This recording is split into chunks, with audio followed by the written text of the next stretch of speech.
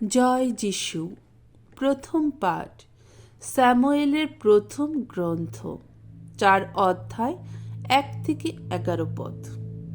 ফিলিস্তিনদের কাছে ইসরায়েলীয়রা সম্পূর্ণ পরাজিত হল। সন্ধি মঞ্জুষাটি শত্রুরা দখল করে নিল। একদিন ইসরায়েলীয়রা ফিলিস্তিনদের বিরুদ্ধে যুদ্ধ করতে এগিয়ে গেল। তারা এবেন এজেরের কাছাকাছি জায়গায় তাঁবু ফেলল, আর ফিলিস্তিনরা তাঁবু ফেলল এফেকে। ফিলিস্তিনরা এসে ইসরায়েলীয়দের সামনে ব্যূহ রচনা করল। তারপর শুরু হলো তুমুল যুদ্ধ। ইসরায়েলীয়রা ফিলিস্তিনদের কাছে পরাজিত হল। তাদের প্রায় 4,000 লোক সেদিন যুদ্ধক্ষেত্রে নিহত হল। সৈন্যদল যখন তাঁবুস্থানটিতে ফিরে এলো, তখন ইসরায়েলের প্রবীণেরা বলতে লাগলেন, কেন ভগবান ফিলিস্তিনদের হাতে আজ আমাদের অমন পরাজয় ঘটালেন? এসো আমরা শিলো থেকে ভগবানের সন্ধি মঞ্জুষাটি এখানে নিয়ে আসি।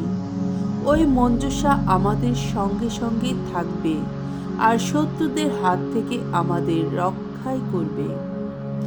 তখন সিলোতে লোক পাঠানো হলো। সেখান থেকে আনা হলো কেরূব মূর্তি দুটির ওপর অধিষ্ঠিত বিশ্বপতি ভগবানের সেই সন্ধি মঞ্জুষাটি। ঈশ্বরের সন্ধি মঞ্জুষাটি ভার ছিল এলির 2 পুত্র হফনি ও ফিনেহাসেরই হাতে।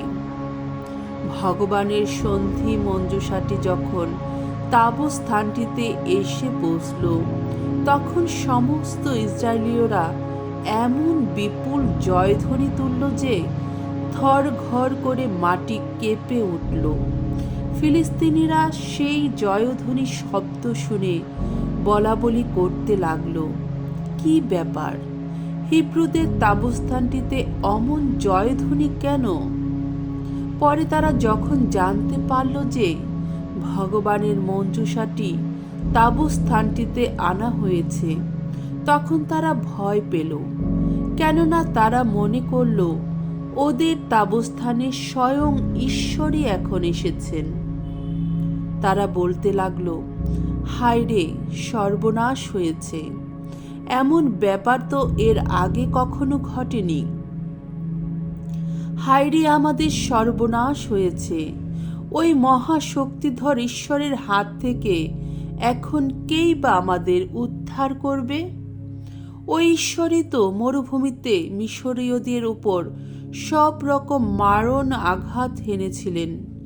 এখন তোমরা ফিলিস্তিনরা এসো, সাহস ধরো, মানুষের মতো মানুষ হও, নইলে হিব্রুরা একদিন যেমন তোমাদের দাসত্ব করেছে, আজ তোমাদেরও তেমনি তাদেরই দাসত্ব করতে হবে। এসো, মানুষের মতোই মানুষ হও তোমরা, প্রাণপণে যুদ্ধ করো। তাই ফিলিস্তিনিরা যুদ্ধ শুরু করল, আর ইসরায়েলীয়রা তখন ছত্রভঙ্গ হয়ে পড়ল। তারা যে যার ঘরে পালাতে লাগল। সেদিন তাদের দারুণ পরাজয় ঘটল। ইসরায়েল পক্ষের 30,000 পদাতিক সৈন্য নিহত হল। ঈশ্বরের মঞ্জুষাটি শত্রুর দখলে চলে গেল, আর এলির সেই 2 পুত্র হফনি ও ফিনেহাস দুজনেই মারা গেল। প্রভুর বাণী। ঈশ্বরকে ধন্যবাদ। সামসঙ্গীত 44 অধ্যায় 9 থেকে 10 পদ, 13 থেকে 14 পদ, 23 থেকে 24 পদ। ধো, ওগো ভগবান, প্রেমময় তুমি, আমায় মুক্তি দাও। ওগো ঈশ্বর, তুমি কিনা আমাদের কত অসম্মানে ঠেলে দিয়েছ দূরে। এখন আমাদের সেনাদলের সঙ্গে রণ অভিযানে আর যাচ্ছ না তুমি। তোমারই জন্যে শত্রুর আক্রমণে পিছিয়ে যাচ্ছি আমরা। বিপক্ষ দলের মানুষেরা ইচ্ছা মতোই চালাচ্ছে লুটতরাজ। তোমারই জন্যে প্রতিবেশীদের কাছে আমরা তো বারংবার পেয়েছি অপমান, চারপাশের মানুষদের কাছে পেয়েছি শুধুই বিদ্রূপ উপহাস।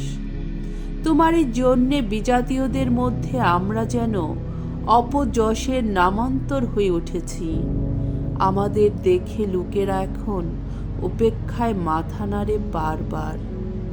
আহা, জাগো প্রভু, কেনই বা এমন ঘুমিয়ে রয়েছ তুমি? এবার জেগে ওঠো, চিরদিনের মতো আমাদের ঠেলে দিও না দূরে। কেনই বা এমনভাবে আড়ালে রাখছ তোমার শ্রীমুখ? কেন বা ভুলে থাকছ আমাদের এত দুর্দশা, এত নিপীড়ন? বাণী বন্দনা। জয় জয় প্রভুর জয়। সকলকে শোনাতেন যিশু ঐশ্বর রাজ্যের মহামঙ্গল বাণী। মানুষের যত রোগ, যত ব্যাধি সারিয়ে তুলতেন তিনি। জয় জয় প্রভুর জয়। মঙ্গল সমাচার। মার্ক রচিত মঙ্গল সমাচার 1 অধ্যায় 40 থেকে 45 পদ। যিশুর কৃপায় একজন কুষ্ঠরোগীর আরোগ্য লাভ। একদিন একজন কুষ্ঠরোগী যিশুর কাছে এলো। তার সামনে হাঁটু গেড়ে সে মিনতি করে বলল, আপনি চাইলেই আমাকে সারিয়ে তুলতে পারেন। তাকে দেখে যিশুর অন্তর করুণায় ভরে উঠল।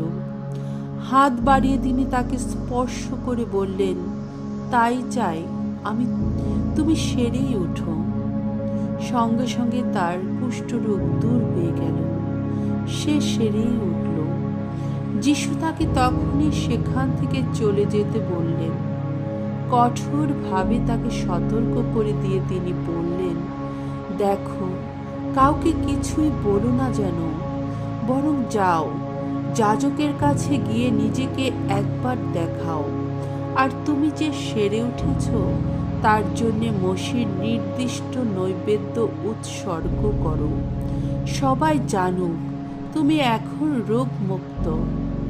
লোকটি কিন্তু সেখান থেকে গিয়ে কথাটা বলে বেড়াতে লাগলো এবং তার চারিদিকে রাষ্ট্র করে দিল। ফলে যিশু কোনো শহরে আর প্রকাশ্যে যেতে পারলেন না। তিনি বাইরে নানা নির্জন স্থানে থাকতে লাগলেন, কিন্তু তবুও লোকে চারদিক থেকে তার কাছে আসত। প্রভুর মঙ্গলময় বাণী। খ্রিস্ট প্রভু তোমার প্রশংসা হোক।